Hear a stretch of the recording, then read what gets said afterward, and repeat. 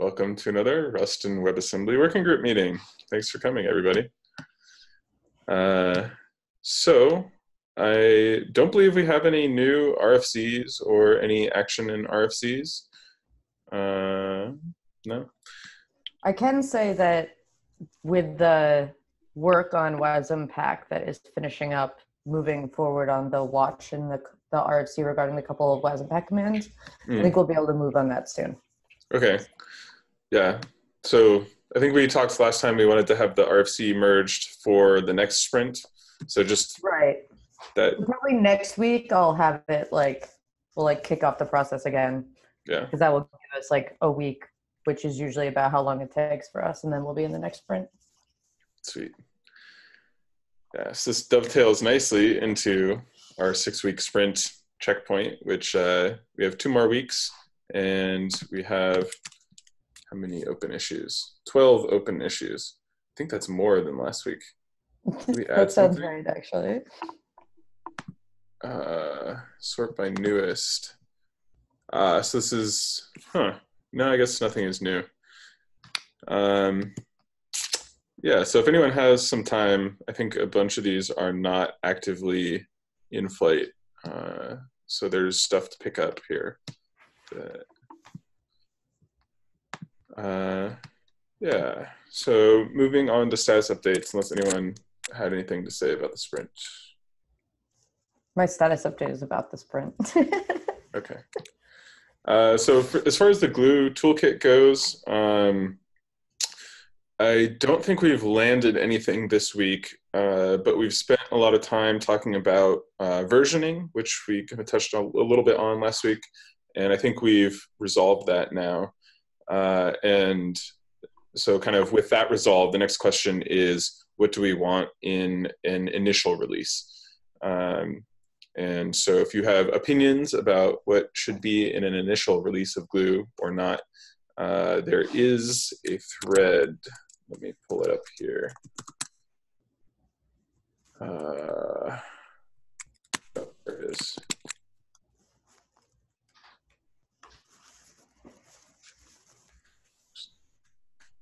There. So yeah, comment on this thing if you have opinions. Any multi-threading updates? One update about atomics and shared array buffer. I found an issue, and I'm going to send a PR when it's done. Is this for JSys, getting the bindings there? Yes, yeah. Exactly. And it will be a background for futures, for thread-safe futures. Awesome. Do I get it right, Alex? Yep. Oh, great. This was an issue that I thought would be super straightforward, and it just keeps requiring more and more stuff.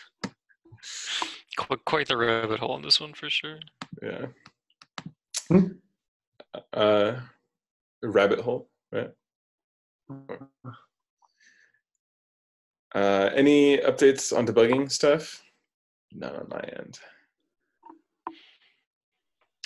There's been some very interesting demos around debugging WASI code in Wasm time, but I don't think there's been a lot of stuff for public consumption yet, just in terms of we're still assembling and trying to make it in an actual usable form. And so I suspect soon we might have some interesting news about debugging WASI code through Wasm time, but certainly not in the web browser yet. We're still working towards that.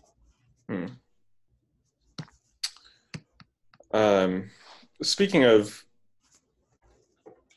I've been meaning to start implementing, or at least a skeleton of the debugging debug info support for Walrus, but clearly that's not been happening. I've been fairly busy. So I don't know how many cycles you have, Alex, but it seems like something that maybe you could steal from me if you do have cycles. Yeah, it sounded like you were kind of evaluating LLVM, so do you have an idea of kind of what it'll look like in Walrus? Yeah, I have a little bit of an idea. I think we can push this off and maybe talk about it a little bit later, because don't think everyone here is super interested in these details. Yeah, it's fine. Yeah, we'll find a time the two of us can talk, and you can brain dump to me, and I can try to take that on. I was gonna say, people in this group might be interested in these details. Right. So if you are interested in this stuff, let's add your name to the agenda under the debugging thing, and I'll send out a doodle to do a meeting that's more focused and implementation oriented. All right. Wasm-pack updates. Yeah. So there's a couple of things. I was hoping that my open source day would be a little bit earlier this week than it was, but it wasn't. So today is that day. And so I have a generate PR open. There's a couple of things, mostly docs and tests, that need to be taken care of. The good thing is that the vast majority of the work was kind of generalizing our install implementation. And so adding new stuff that we're going to bin install and run should be nice and easy. So that's good. And because we have Wasm-opt on the sprint, but we'll see if we get there. I wanted to bring up that there was kind of a fun issue filed. I haven't fully followed up. I know that Alex did, but it's someone who's trying to use our toolchain with something that has a C dependency. And I guess they actually got it to compile to Wasm, and so they're trying to build a project, and they're I guess having some trouble with Webpack right now, I think. But I thought it was interesting, and I imagine that this is probably the first of several people who will try and do this. So if you're interested in that, we should take a look at it, and we might want to try and come up with, I don't know, I'm going to take a look at exactly what they're doing and see if it's something that we might want to do an RFC to try and support or not. I know that using CDEPs and compiling Rust to Wasm32 unknown is something people want to do. It's come up a couple times. So I thought it was interesting. This person seems very persistent and has gotten pretty far, which is cool. Impressive. I don't know if people have thoughts on that. My hope is that WASI, since that's kind of there has to be an ABI. I don't know if the ABI is technically part of WASI, but WASI has to have a standard ABI. And I'm hoping that that is what's going to enable kind of C interoperation for us. And we can kind of just not have to worry that much about this issue. Yeah. I think I would definitely like to push for that type of solution, but I don't really have a sense of how long in the future that is. So if you happen to know, that would be useful. Yeah, I think probably the other question is we need LLD support for wrangling WASM object files a bit, or at least we need probably integration into Rust-C for telling LLD that we want to do this or something like that. Do you have a sense of that, Alex? It's actually, everything works today. It's more of there's no definition, there's no standard agreement about what a C compiler for Wasm even is. So WASI is going to have a standard sys root, and Scripted has a standard sys root, but Wasm-32 unknown, there's no sys root, there's no C compiler, and so you're just kind of on your own to go find stuff, and there's no, and what that more concretely means is there's no C library. So there's no, you have to bring your own, you have to do everything printf and malloc and free and everything like that. And so that's not what any existing C code assumes. All existing C code assumes some major sysroot, some header files and all that. And so it'll work actually if you use Clang and just produce native Wasm object files. Person's doing. And that'll work, but it probably isn't what you want, because you probably want to do some existing C project and you just want to compile it to Wasm and have it run in Wasm-32. But the chances of having all the header files, having all the symbols, getting everything wired up, is probably pretty small. But for we can write documentation for this, for the unknown target. It's going to be basically full of caveats of by the way, this probably doesn't work and it's probably not what you want. The WASI target, however, is there's also the broader question of where the hell do we even document these kinds of things. I know that the WASI target has documentation in the target file in the compiler, which no one ever reads. so it's a terrible place for documentation. And so having a official location for like I'm Wasm C, what are my options, and then we could also describe in script in there and kind of the layout. So figuring that out might be good to do, and we could just dump all that information there. I was going to say, this sounds, I know that this isn't what we've classically meant by target, but, you know, listing out all of the targets our toolchain has, then also maybe listing out the sources. Seems like it's of that same kind, maybe.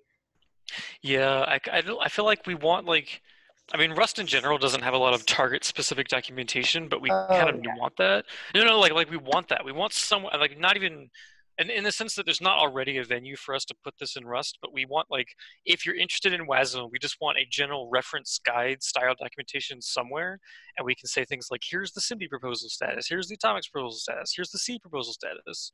But we have no precedent for that, so we could just make precedent, we could figure out something we want, but it would be good to have, it probably would be good to have, like, if you're just interested in the Wasm target, here's a reference. Not really a tutorial, not really like Wasm-bindgen or Wasm-pack oriented, just here's anything about it. Yeah. We should maybe add a tracking issue for this on the team repo, I think. I don't know, or the docs, I don't know.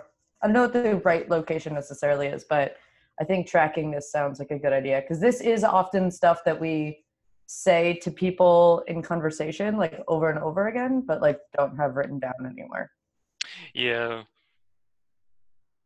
I agree. I think we should. Team issue or team repo is the right place to at least start the discussion. That was my guess, but we have so many repos now.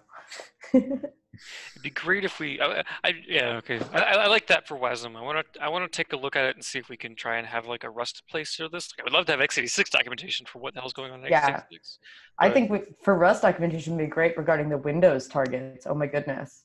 Yeah, that too. I mean, just some reference about all that, explaining things.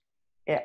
Yeah, but yeah, to kind of summarize and cap the discussion a little bit, I think our efforts are best spent migrating our tool chain to using WASI even on the web and doing C integration with WASI, and not focusing on unknown and yeah, status update stuff elsewhere. Cool. So I have a couple of other things. So yeah, the generate PR is open. Today I'm also going to do the NPM depths PR. But one of the things I realized is we had this like feature request that I actually can't necessarily find an issue filed for it, but it might just be so long ago I forget the keywords to find it. But we had this idea that, so you have your source directory where you write all your stuff. You have your package directory where all the generated stuff goes. But what if you wanted to like edit your package JSON or add some sort of like static other JS file or something like that? We wanted to have this kind of like assets directory that we're going to generate the thing into the package JSON, then copy the stuff over from the assets directory and update the package JSON. And so this came to mind when I realized that with the NPM depths thing, I'm going to be, you know, already editing a package JSON. And so I wanted to ask the group, do you think that we need this to land the NPM depths thing or no? I don't think it needs to be a blocker. Okay.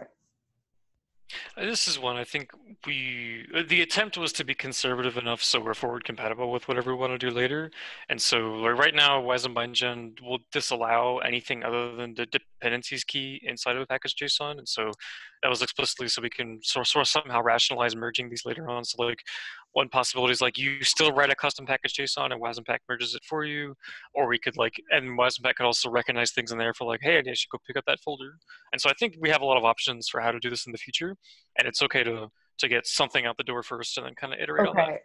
I didn't know about Wasm-bindgen only doing dependencies key. That's huge and makes me feel a lot better because I can't be 100% sure, but I feel relatively confident that we have a fair number of people editing their package JSON in their package directory, which is like a kind of like they shouldn't do that, but also we haven't given them another option.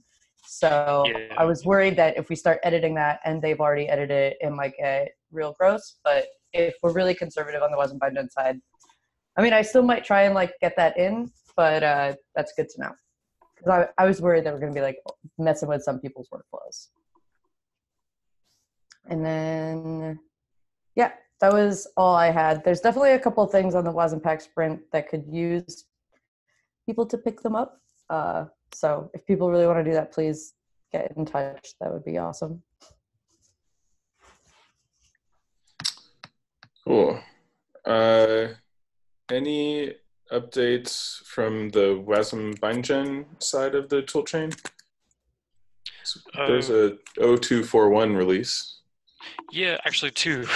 We released 0241, but then it had a bug that broke everyone in Firefox, and so we released 0242 this morning. And so that should actually be... Oh, it was... So on Firefox, it's one of the only browsers that on stable uses text encoder and code into, or has support for that. And so we attempt to use that, which is a more efficient method of transferring strings from JS to Rust. But there was a bug in that code, and it wasn't very well tested because we didn't actually have any testing because we didn't have any implementations to test. And so there was a bug in the refactoring of that, which caused empty strings to only get passed in. And so that was just tweaking a few lines and fixing that.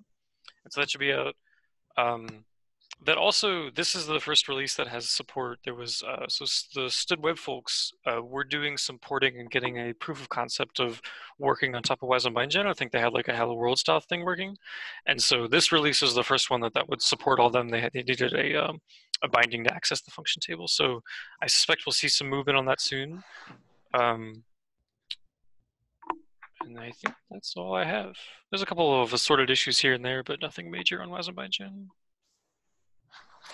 Cool. No updates on monitoring, profiling, and testing infrastructure as far as I know. Okay. Improving Wasm-bindgen errors. Right, so I put this on the agenda as, if you click through on this link, I need to remind myself what this actually is. Okay, so one of the aspects of using a procedure macro is we're generating tons of code, and eventually there will be an error with this code one way or another. And so I kind of wanted to remind everyone that our goal is actually really nice error messages, but there is a failure mode where the error messages all say like trait T doesn't, or type T doesn't implement this, and then points to the Wasm-bindgen attribute, which is really annoying because you're like, I don't actually know where that error is targeted every now and then.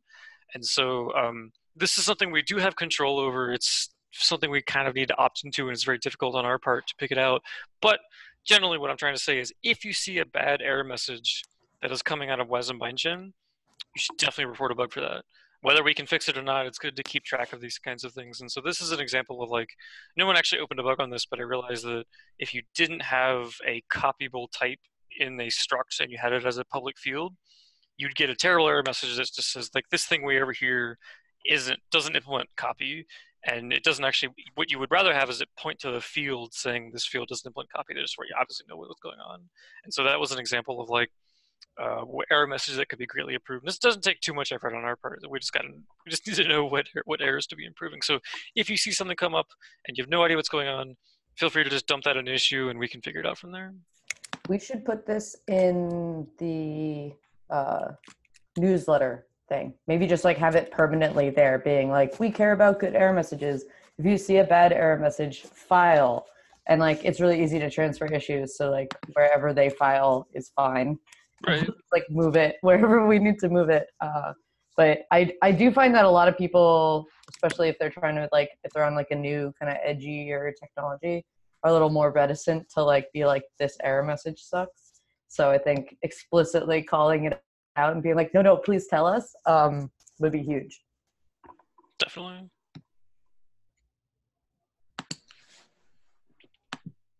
All right.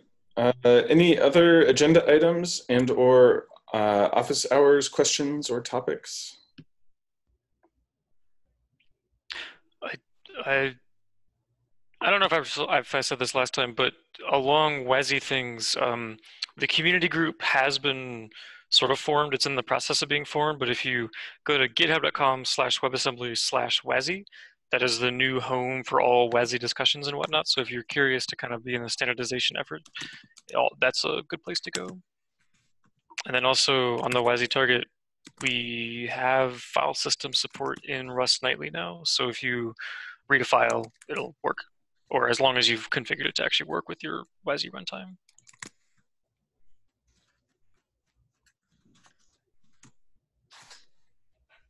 Awesome.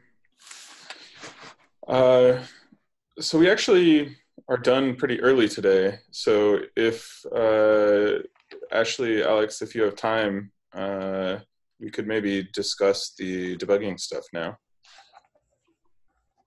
Works for me. Yeah.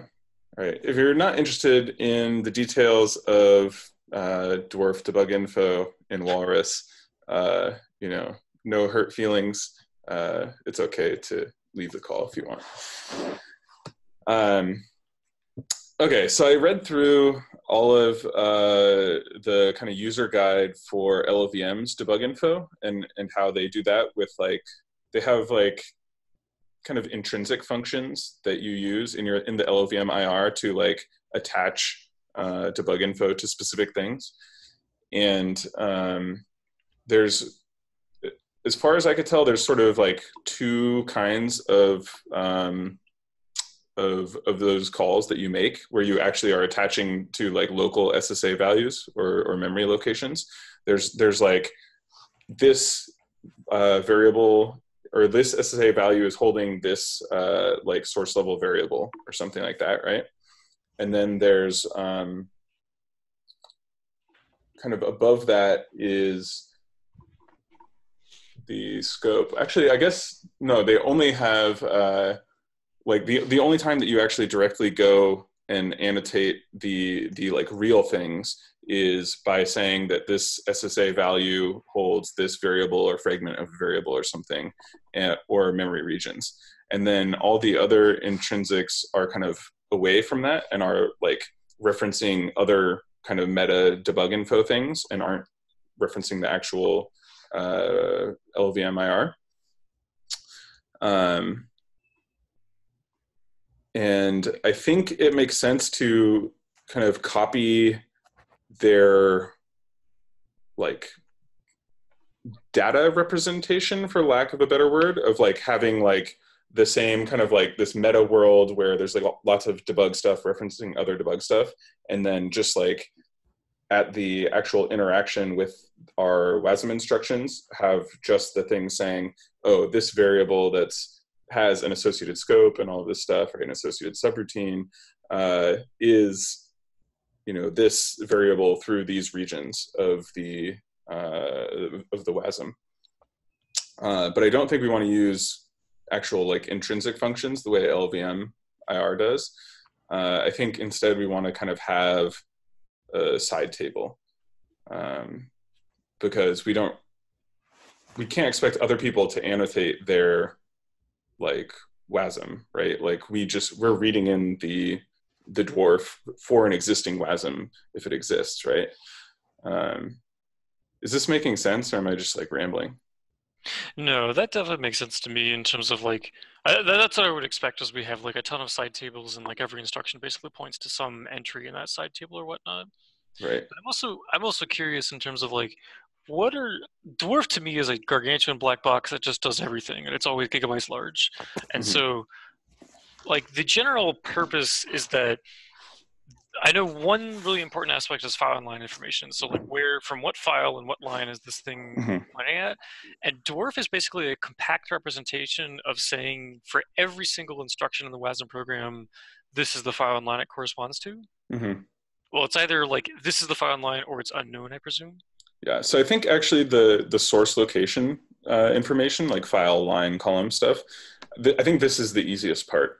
So the Dwarf's actual representation is like in the abstract, what you're representing is a giant table, as you're saying, of like where each row in the table is one instruction in your program. And then there's a column for file, there's a column for line, there's a column for column.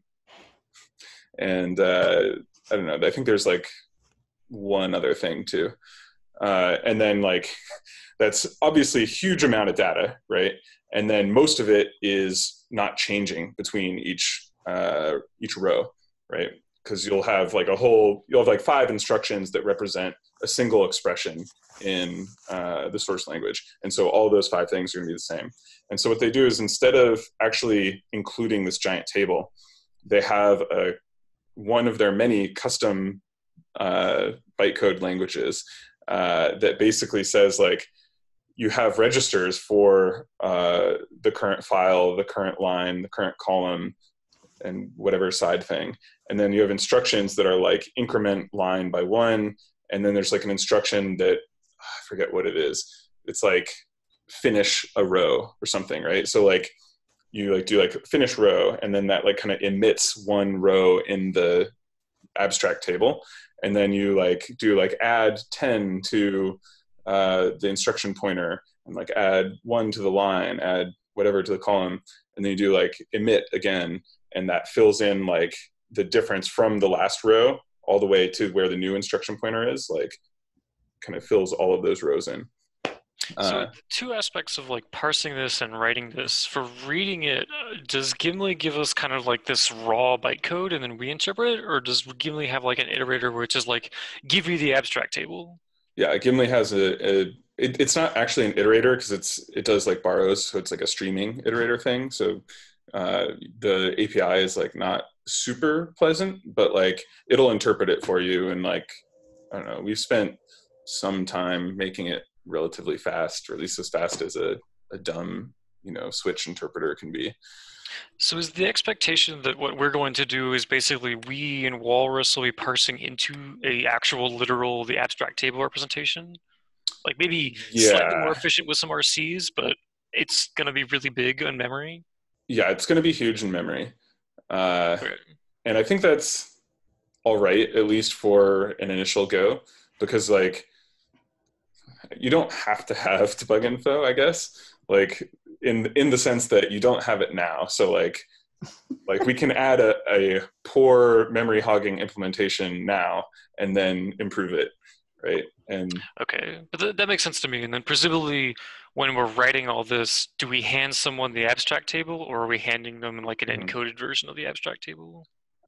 So Gimli has a currently incomplete Dwarf writing interface now too, which is being used for the crane lift backend for Rust. Yeah, like totally wild. But it's also like if it doesn't have support, if Gimli doesn't have support for it, then it's no use for Wasm because like it won't have support. I guess it's only in Wasm time, which has crane lift backend, which generates Dwarf. Anyway. Right.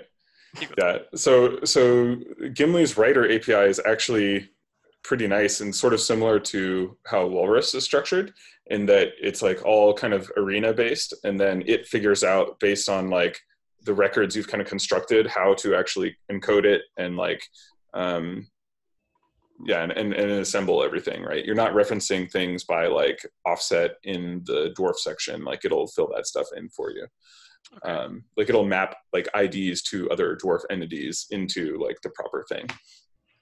So is this all we want to handle from the get-go? Because this sounds relatively simple to do, even conceptually from like a Walrus point of view of just file line information. But do we also want to handle like, well, I imagine there's also like inlining. So like this routine. Yeah. So that's kind of the whole second half, right? So I'm imagining this sort of in two halves. There's source location information, and then there's like essentially everything else. And that essentially everything else is mostly the stuff that goes in the .debug info section. So this is the, they're called DIEs, D-I-Es, debugging information entities. And essentially what it is like a giant JSON tree. Like, I mean, it's not JSON, but like it's the equivalent kind of like, it's a tree of untyped like bag of key value things. And this is the thing that I'm imagining we'll have that kind of like a mapping from instruction ranges like per variable to the kind of our side table that's like the scope, right? So like a scope will have a set of variables that are active in different locations at different ranges in the function, right? Like it might initially be on the stack, and then it might get promoted to a local or something like that, right? And so they're not in one place the whole time. And so what I'm imagining is we will have one side table that that kind of keeps track of these ranges, like which variable for which range. And then that's like the only thing that actually directly interacts with the WASM itself. And then from there, each of those ranges have their variable that points into like a debugging scope, like a scope in the source level program. And then from there, that's like, so scopes are contained within like subroutine entries in the die tree. So like a scope is in the die tree, and then those are within a subprogram, and then that subprogram might be like annotated as inlined, and it would have that inline function information. And so like basically everything that's not, I mean, not literally everything, but like everything probably we care about that's not source location information is all going to be in this kind of like die tree. Does that die tree have offsets into the Wasm code, or is that all located in a different section? It does have offsets into the Wasm code, yeah. Okay. So I think the hard part here is going to be choosing the right representation for ranges of code, and like how to kind of like connect those two things. Like connect this kind of like meta, tree of information that's referencing each other with like the concrete, like here's the range in the Wasm instructions. But yeah, that's basically it. And then as far as like the user facing code, so there's like some principles that we should probably just like steal from LLVM for their design of debug info. And so that's like, if a optimization pass or rewriting pass or something doesn't move some instructions, then like their debug info should be exactly as good as it was when it came into that pass, right? Like it shouldn't ruin anything. And and so it's like, even if like some things got moved, but like this part doesn't, that part has debug info preserved. And the other is like, if you want to write a pass that moves things, you shouldn't have to think about debug info, right? Like if everyone writing like a GC pass or like a, lowering 64-bit values to 32-bit or 64-bit operations to 32-bit has to like worry extensively about maintaining debug info, then we've designed the APIs wrong. Like if they put in zero effort, then they should get okay debug info that breaks down based on what they moved, right? And like we should automatically add like essentially like canceling out debug info when you move something and you don't tell us how to fix the debug info.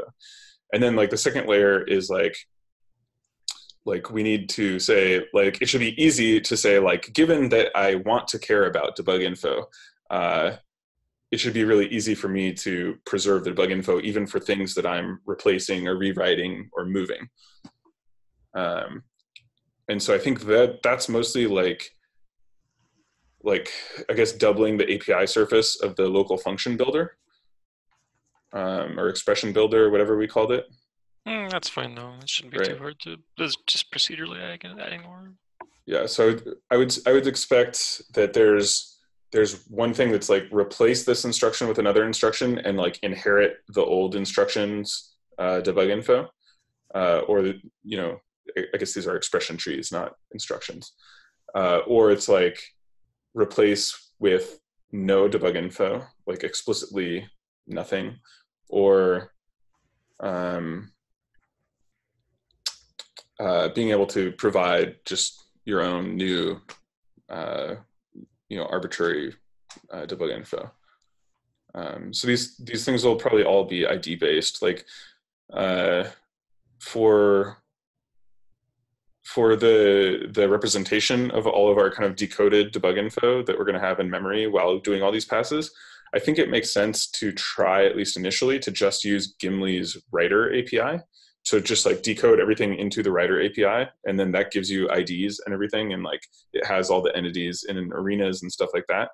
And then we can try and just use that. And so you could say, like, when I'm replacing or adding new instructions, here's like the ID of like relevant debug info or something. Yeah, that's kind of what I want to do. Is I don't want to add a lot of abstractions about debug info in Walrus. I kind of want to say just use Gimli or use something on top of Gimli to generate Gimli stuff or something like that.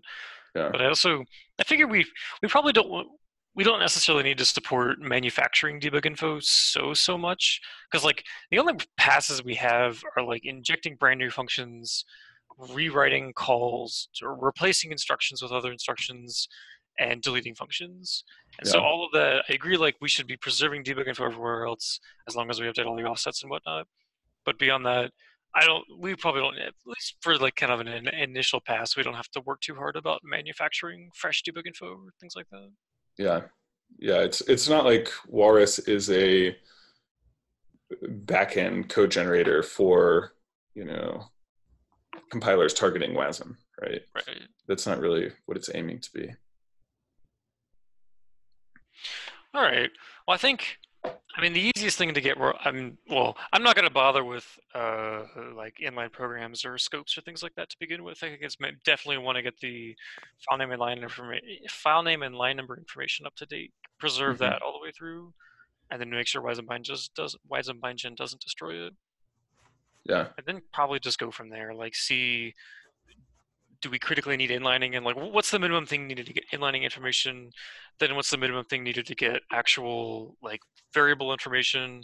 But this is still like we don't have consumers for this information yet. Like even all the WASI based debuggers are going to be based off of Wasm time or like something WASI based, and so Wasm-bindgen is not WASI based, and so it'll be a while before we get a lot of test cases. But I would love to get the file name and line number information before we do, or like as the WASI debuggers come online, because I think that's a bare minimum threshold we should be doing, and we can relatively easily test it on both sides as well. Yes, and also we can maybe test this with Wasm to JS and source maps. I know, yeah. So there is a source map extension for Wasm, but does anyone use it, or like does anyone implement that? I think Firefox debugger does, but I don't know. I know like Yuri had patches, but I don't know if they landed or what. Yeah, because he has a standalone tool for take the Dwarf debug info in a Wasm module and generate a source map. And so that would be perfect for testing. We just want to use that. Say we're giving you a Wasm binary. Yeah. Generate some source map, make sure it looks reasonable. But I think actually that's probably what I was thinking of, rather than go to JS and do source maps, just a source map for Wasm. I feel like every time I ask this, I want to do that and test it today, because that would be perfect, because that's something we could ship literally today. But I don't know of anything that actually works with Wasm files that has source maps on them. I feel like I saw something go by about Godbolt having some sort of like a Rust Wasm, and then like you could look at the Rust. Maybe I'm wrong. I think they were interpreting the Dwarf themselves, because they have this same feature for like native targets. And so yeah, so it's actually pretty sweet. Like they'll show you the disassembly, right? And then it's like color-coded regions, like mapping back to like color-coded lines in the source. But yeah, that doesn't support Wasm-bindgen, of course. Indeed. Yeah. Yeah. I think it sounds like we have a good idea, but I do know like with the WASI debuggers coming out and like the browsers are kind of on hold with like their debugging stuff, we should just make sure that the debugging stuff that we're doing isn't going to like be a problem later with the browsers. I don't think it will be, but we should just like keep in mind that now we're going to have several sets of debuggers that might want to use this. So yeah. So the WASI debuggers are using Dwarf, so that's good. Like the same thing we're going to use. And my impression from kind of like talking to folks is like with like WASI, we can just like make a debugger, and it doesn't really involve like standards or anything. But then what we can do is we can say like, hey, look, like basically the debugging subgroup. I don't know if you were in the one meeting that we ever had. No, I knew it happened, but I didn't. It was a total, I don't know, circus of just like, I mean, like it was like 30 people who all like had their pet thing that they wanted to do, and like no like coherent vision together or anything, right? And so I think like what will be nice is like when all of these like WASI debugging demos start coming out, we can be like, here's like a concrete thing that we can use to like help like articulate a vision that everyone can like start moving in the same direction with, right? Got it. At least that's my hope. But yeah, I think that makes sense. Did you say all the development of those debuggers is closed right now, though? I don't think it's closed. I think it's just like people are just making demos. I mean, like I'm sure like the source is on GitHub, but it's not like, you know, there's no like RFCs being written or anything like that. Yeah, totally.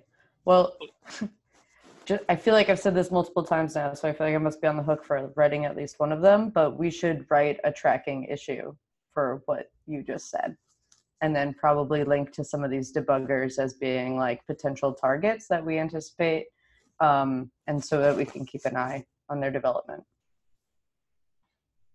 Well, are there debuggers for Wasm? I know that like, well, so I was in the impression that basically no one is considering debugging Wasm as a thing to do right now. Like everyone's like, oh yeah, it'd be great to have, but no one's really pursuing it, except for like I think Yuri and a couple of Mozilla folks are like looking to have any debugging whatsoever is sort of like in ad hoc fashions, and basically currently pushing forward Dwarf. So like getting Dwarf in Wasm files and then having that hooked up to some debugger somewhere, which works great. Where like the initial demo is relatively easy to get like LDB working on Wasm time. But Nick, are you aware of any other efforts to get debugging on Wasm? No, I guess not concrete really. efforts. Okay. No, like everyone has like their pet idea for like how to design everything, but no one's actually building anything. Like especially like notably Wasm-bindgen implementers and browser implementers are like not making progress at all, not even attempting.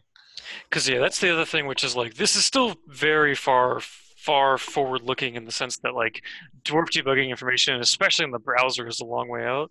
Now that being said, I know Yuri does have Yuri's always got a ton of patches, but he's got some set of patches which integrates if you use Crane Lift and SpiderMonkey and generate Wasm, that'll also generate Dwarf, and you can attach LDB to Firefox directly, and you can debug through LDB Wasm code running in Firefox. Now, obviously, that's not how it's going to be with like actual web debugging, because you can't rely on attaching LDB to Firefox in general. But yeah, we're not going to tell people to do that. Yeah, but there is one proof of concept of a video actually debugging code running on the web in Firefox using a debugger, and so it's got a long way to go from there to actually being shipped. But so I guess this isn't really so much for you, Nick, as opposed to just like the video and everyone else in general in terms of like how far out this still kind of is. And so I think we're have we talked to any V8 people about anything they might be doing? They were in that call a while back, some of them. Right. Yeah. Well, I was just thinking, try and get Surma back in this meeting and be like, what's going on with that? But that's also like SpiderMonkey doesn't really have any concrete plans of how to do this anyway, in terms of like JS engines. Right, yeah.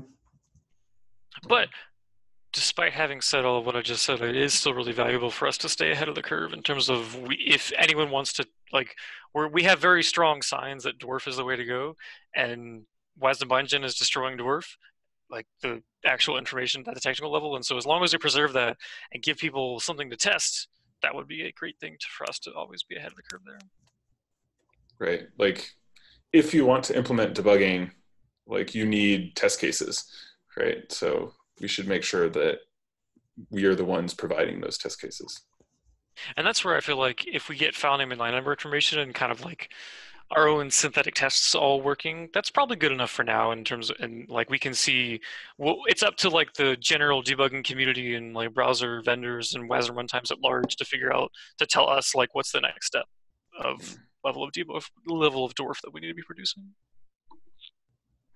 Yeah, I think that sounds like a good start. I'm going to try and reach out to some V8 people.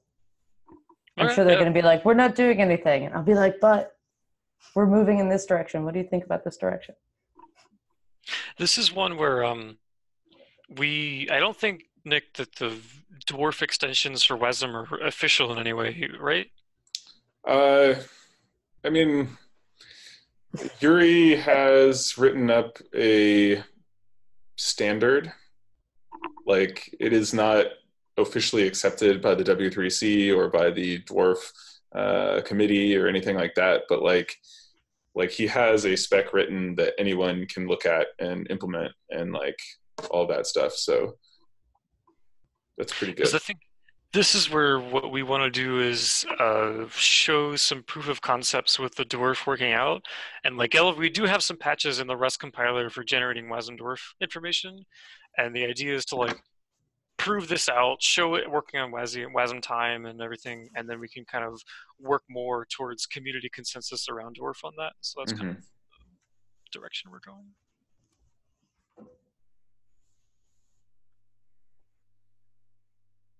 Okay, but I mean, this is all plenty of information for me to go off of in terms of like trying to get something initially working in Walrus. Cool.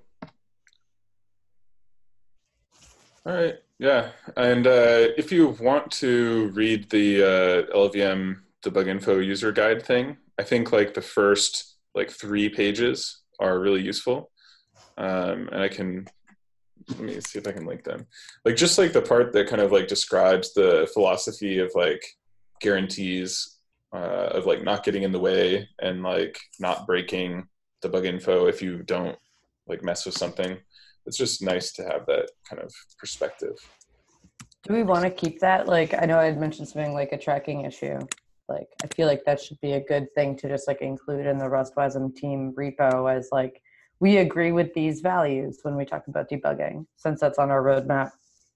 Seems like a good thing. People probably outside the meeting will be interested in it. I would expect this to be, I guess, like in the documentation for Dwarf or for Walrus and like its Dwarf stuff. That makes sense. Okay, here we go. They even have a anchor for it. I'm throwing it in the chat here. Nice. I guess I should also put it in the agenda since that's the permanent document.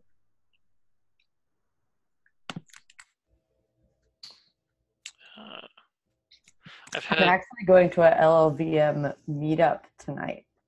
Nice. I don't know what that's going to be like or anything, but that's a thing I'm doing. The LLVM community seems pretty friendly from the outside. Yeah, I guess I just don't know, like, I've never gone to like a bar with the explicit intention of discussing LLVM, so I don't really know what to expect. Yeah. See if you can nerd snipe anyone to come work on our working group. I mean, that was kind of why I was interested in this topic. So I was like, I need to know enough to be able to explain it to someone else to get them to do it. Nice. You know what we need to nerd snipe someone for is reference types and GC values in Wasm and LLVM. Yeah. Oh, that's a different meeting. We will not discuss that here. I think Steve's already kind of on that, so. Nice. Does he have a laptop yet or what? He has his old one that he's using now that he had given me that I was using to test Windows stuff, and then he took it back, which is fine. All I think right. Lenovo said that they would be shipping it back in 6 or more days or something like this. I don't know.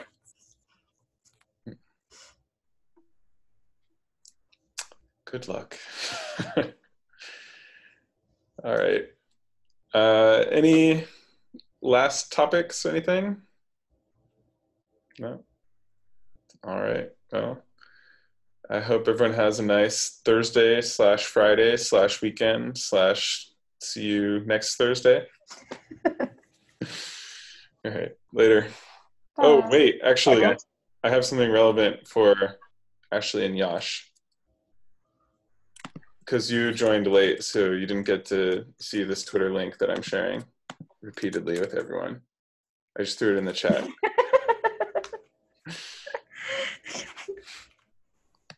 It's very good. This is basically why I'm on Twitter. I think it's a completely valid reason, potentially the only valid reason. Yeah. All right. Have a good one. All right. Bye.